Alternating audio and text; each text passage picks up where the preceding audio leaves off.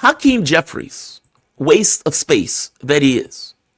Hakeem Jefferies is bitching about groups, lefties, progressives, people who find themselves ostensibly on the left, whatever that means, that they spend more time going after him than they do going after Trump. Hakeem Jefferies doesn't like that. He takes issue with that. Now, there have been clips floating around of Hakeem Jefferies just doing trash interviews. The interview with Jon Stewart was trash. Him going on CNN, effectively saying, "What do you want me to do? We've lost everything," was trash. This interview with Stephen A. Smith fits within the mode of the trash that Hakeem Jefferies has been putting out. I have not watched this entire clip, in full honesty. So this would be a reaction to the clip. I've seen parts of it. I can't believe this is the guy who they chose as the avatar, the tip of the spear for the Democratic Party. I just can't fathom it. It is shocking to me that you lose to Trump in a populist election, mind you. Meaning Trump ran as a populist. Yes, on the right, but as a populist. You lost to a blue-collar billionaire who was able to take the working class. And your response to that is Jefferies. Jefferies is your response to that. That's mind-blowing. It should be mind-blowing.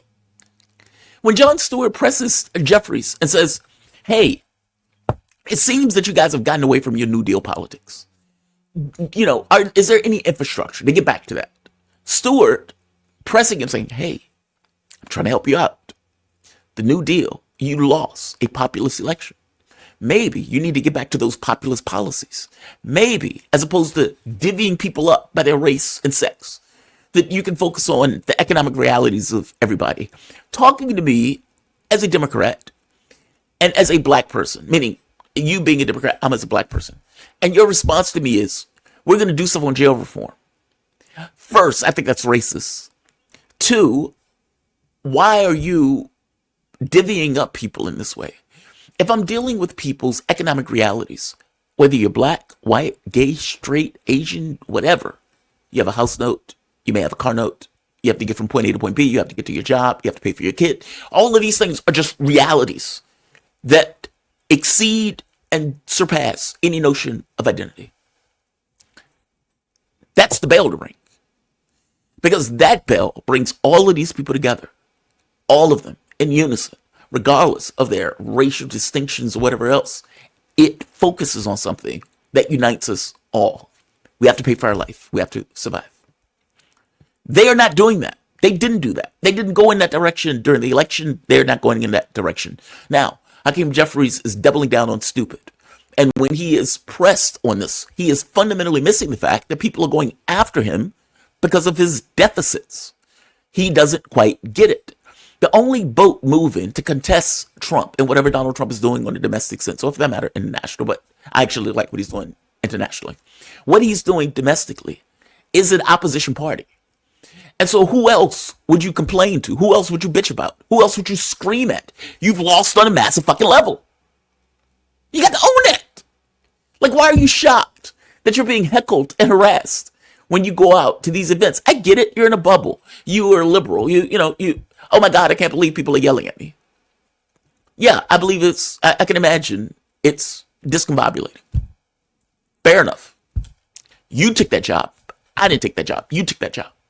You made the choice that you wanted to be leader of the House. You made the choice that you wanted to be leader of the Democratic Party. Okay, your party just lost to a guy who they consider a monster. What do? What is your opposition? The people who are yelling at you because you are their opposition to that, who they would consider to be a monster. It's not shocking. It makes all the sense in the world. I'm shocked because you're shocked by the fact that people are yelling at you. Or for that matter, yelling at the party, saying, "What happened to you? What happened to you? Where's the party? What do you represent? What do you stand for? Why can't you put up an argument? Why can't you beat a billionaire in a populist race and you're supposedly representing the Democratic Party? You are one of the figureheads. Why are you shocked that people are yelling at you?"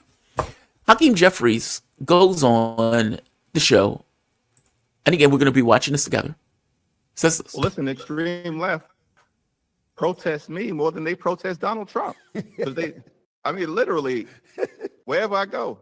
So I think in part because I've declined, I've refused, I've chosen not to bend the knee to either people on the far left and certainly not to Donald Trump. And What does that even mean? What does that even mean? I don't even know what that means. I was having a conversation yesterday. I was talking to my ex, and after I got off the phone call, the people around me who heard part of the phone call heard me say "ish," like I said something like "we're friend-ish," because I was trying to be more honest in my language. You can say friend, but what does that really mean? The modifier "ish" is added to it because language is imprecise. I'm trying to be honest. They're looking at me as just being a guy. I'm not just being a guy. I'm just trying to be more honest about what that looks like in practice. Language is imprecise by definition. If you say something, it was a nice day. Okay, well, what does that mean to you? Yeah, I know you enjoyed your day, but what does it mean? I don't know what it means. I can't get into your mind. I can't get into your feels for it. When Jeffrey says stuff like, well, I am not bending the knee to the far left, what does that mean? I don't know what that means. I don't know how they define the quote unquote far left. Is that Bernie Sanders? Is that AOC? Is that somebody like me? Is that somebody else on the who is this esoteric far left that Hakeem Jefferies is standing his ground against and refusing to bend the knee over? What are the policies of that? Because look, I do not know what a person means when they say stuff like this. If you tell me I have fought against XYZ policy, fair enough. I get that. That is clear. But this mythical, and mythical is not right, this monstrosity of a far left that he is talking about, I don't know what that means to him. I don't know what that means to him. I know what it means to me when I think of far left. I don't know what it means to him. Which, again, leaves me with a bit of, unclarity about what Jeffries is trying to communicate. Or, I get what he's trying to communicate, but it leaves me unclarity of I need the policies. Telling me the far left, I don't know what that means. That's entirely relative to your own political disposition. If Jeffries is saying, I fought against Medicare for all, okay, fair enough, I get that. I understand what that means. If Jeffrey tells me I fought for transgender kids, okay, again, I understand what that means. I hope you get my point. His non-specificity doesn't help me in understanding what he's trying to communicate. And this idea of him fighting the far left, I don't know what that means. I just don't. I would go further. His issue is not the far left, at the very least in an economic sense. That is his gateway out. That is the way in order to bring huge numbers of people together in unison because all of them are getting something out of it, as opposed to whatever the hell he means by far left. I'm going to let him finish. Like I said, I haven't watched this entire video. Maybe he defines it later. I'll go back a bit. in part because I've declined, I've refused, I've chosen not to bend the knee to either people on the far left and certainly not to Donald Trump and the far right. We all have a responsibility to serve the people we were elected to represent and the country and the Constitution. He has the charisma of a damp rag. Even the way he talks, it's like he has Asperger's. And I don't mean, God, that sounds so bad. He is not the best communicator. I'll just say it that way. He comes across robotic. He sounds weird. He looks strange when he's giving this delivery. I don't mean to trash Jefferies, but fuck it. We're here. I'm trashing Jefferies. This can't be the guy that you're putting up in this moment. It cannot be the guy. It can't be him. It can't be him. This can't be the guy. He can't be the guy. He's weird. He's awkward. He's strange. He doesn't communicate well. It can't be him. It can't be Jefferies. I'm sorry. It can't be Jefferies. Yes, I get it. Jefferies is their guy. It can't be him. It just can't be him. I can't believe that. See, look, I'm African American, obviously. I have my biases, despite the fact that I find myself perched at the edge of the world. And I try to fix myself on the moon as I watch the stuff. But I'm a person. I have my biases. When they say stuff like diversity is our strength, and I look at Jefferies and I say, no, it's not. I'm sorry, that sounds horrible.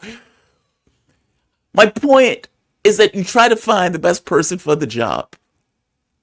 Jefferies is not that guy. Jefferies is not that guy. And I know that they picked Jefferies out of some sense of he's younger, he's a person of color, let's put him in the spot. He's not that guy. He is not the person for this position. He has no enthusiasm in the way that he gets anything across. You fall asleep listening to him. He comes across odd and robotic. And nothing of this leaves you to this idea of, yeah, let's go rally the troops. It's, oh my God, this is the guy that you got rallying the troops. This is appalling. This is appalling. Yeah, dude, you're getting heckled. Yeah, you're getting heckled. I don't have anything else to add to it. And I certainly have not been bashful and will not be bashful in disagreeing with people who are trying to take this country in a direction that doesn't lift everybody up, whether that comes from the right or whether that comes from the far left. Well, listen, the extreme left protests me more than they Again, protest Donald Trump. I don't understand what that means. Like, what part? And again, I feel the need to parse this up because of the way Democrats have muddied the language on this. If I am Hillary Clinton, pretend I have a vagina, and I say, all right, I need to get $1 billion. That's what I need. I need $1 billion. I need millions of dollars in a Twitter army. I need millions of dollars in a Facebook army. I need to get $1 billion. All right. That $1 billion, I believe, will help me win the race. Okay, fair enough. Not a bad plan, not a bad strategy. How do you get the $1 billion? All right, well, I'm running for president. And in running for president, people are going to give me money because they're going to want things. All right, the people who want things, the people with the means, with the money, are not going to care about Medicare, Medicaid, Social Security. They're going to be against increasing minimum wage because they are the 1%. This is adversely affecting their earnings. They're going to be against tax cuts. They're going to be against those things.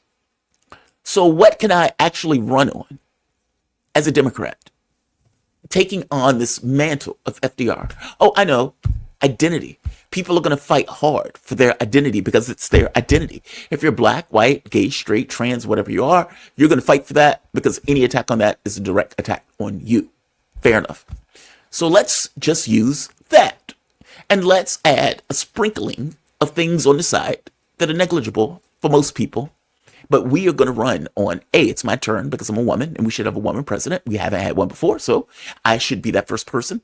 And 2, I'm going to use identity as my way of dealing with groups in order to give them something that they want to defend without necessarily having a financial component associated with the fact that they need to defend these things. I get the money. I get the group support. The world is great. I'm going to win the race. You lose that race. You lose that race. You get your $1 billion. You follow through with your plan. You're not an economic populist at all. You're the most establishment candidate that I think we've ever had. And you lose that race. Kamala Harris comes up, does the exact same thing. It was almost as if she's like, Hillary's playbook. Perfect. Fails miserably. Loses the race. To a billionaire that ran as a populist. That is astonishing. That is astonishing. You're the Democratic Party. You are supposed to be the vanguard of the working class. That is your job. That is your role. That is your political function in our political system. And you lost to a billionaire. What are you doing? What are you doing wrong? What are you doing? And after losing to that billionaire, your guy that you come out with to fight is this guy. It's this guy. That's the guy who's carrying the fight. That's the guy who's carrying the fight. The point I'm making is very basic. There is a fundamental contradiction in the way Democrats operate, the way they fund their campaigns, and the things that they push for. How are you the vanguard of the working class while also being completely obsequious to billionaires giving you cash in order for you to operate? How does that work? And I'm not saying that I want this kind of unilateral disarmament. What I'm saying is that you should go after the levers that are adversely affecting your ability to function as a political party. If those levers are, we need to stop billionaires from being able to donate to campaigns, then that's what you go after. Because that is the thing that is holding back your capability of getting elected and your capability of having a race that is in your, let's say, best interest, or at the very least, a race that is in that where you have an advantage. If you are stuck in a process where people can give unlimited amounts of money to campaigns, and you are a lefty, or supposedly want to be a lefty, you're going to lose. It's not that you can't win. It's more so that there is a ridiculous amount of money that can be dumped into campaigns to take you out if you allow that money to be dumped into campaigns. I'm saying break the planks, break the levers that allows that process to take place. Why are you running in a race as a supposed Democrat that is supposed to be believing in the working class and fighting for the working class, while you are completely sucking on the tit of the wealthiest of the country that don't want those things, and that is antagonistic to that same working class? It makes no sense. But this is the guy. They see nothing wrong. They want to keep this model going. It's shocking that Jefferies is the guy who they're using. Just shocking. Frank